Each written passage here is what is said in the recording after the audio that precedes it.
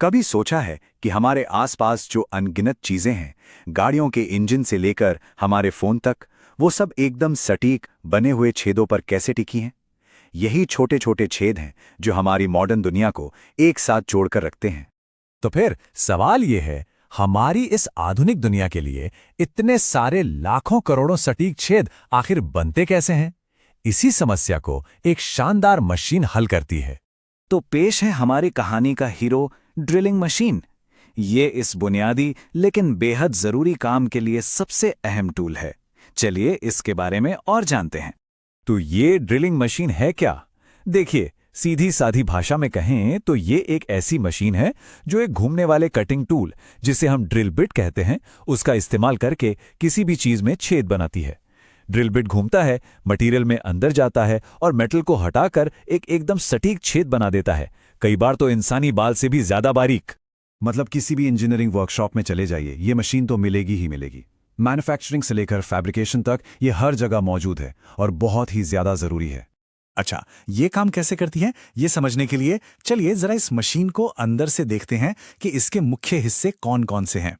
सबसे पहले आता है बेस। ये मशीन की नींव है, बिल्कुल फाउंडेशन की तरह। ये पूरे स्ट्रक्चर को सहारा देता है और ड्रिलिंग ऑपरेशन के दौरान मशीन को एकदम स्थिर रखता है। फिर बेस पर लगा होता है कॉलम। ये एक वर्टिकल स्ट्रक्चर है जो मशीन की रीढ़ की हड्डी जैसा है। ये टेबल और ड्रिलिंग हेड दोनों को अपनी जगह पर बनाए रखता है। इसके बाद है टेबल। इसका काम है वर्कपीस को, यानी जिस भी चीज में छेद करना है उसे ड्रिलिंग के दौरान मजबूती से पकड़ कर रखना। इसके लिए क्लैंप या वाइस जैसी चीजों का इस्तेमाल होता है। और ये है स्पिंडल। असल काम तो यही करता है।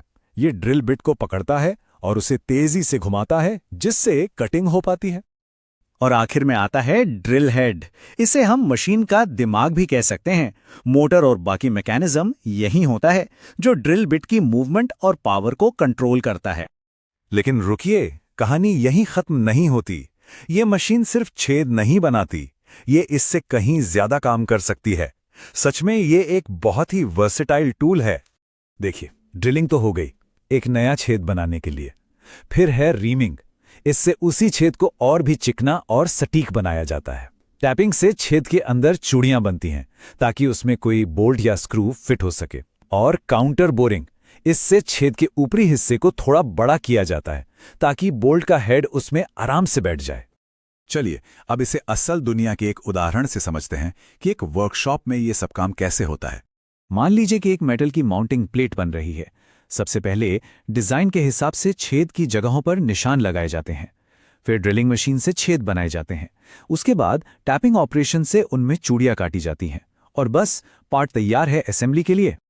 हाँ, पर यह सुनने में जितना आसान लग रहा है ना, उतना है नहीं। यहां हुनर की जरूरत पड़ती है। जरा सी भी चूक हुई, जैसे गलत ड्रिल बिट चुन लिया, तो वो टूट सकता है। अगर स्पिंडल की स्पीड सही नहीं रखी तो फिनिशिंग बिगड़ जाएगी। और अगर वर्कपीस को ठीक से नहीं पकड़ा तो छेद कहीं का कहीं बन जाएगा। तो ये तो हुई वर्कशॉप की बात। अब जरा बड़े पैमाने पर देखते हैं कि इसका असर दुनिया भर की बड़ी बड़ी इंडस्ट्रीज पर क्या है।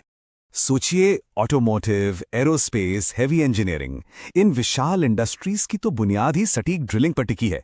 एक कार के इंजन से लेकर हवाई जहाज के पंख तक सब कुछ इन छेदों पर ही तो निर्भर करता है। और हम यहां कुछ गिने चुने छेदों की बात नहीं कर रहे हैं।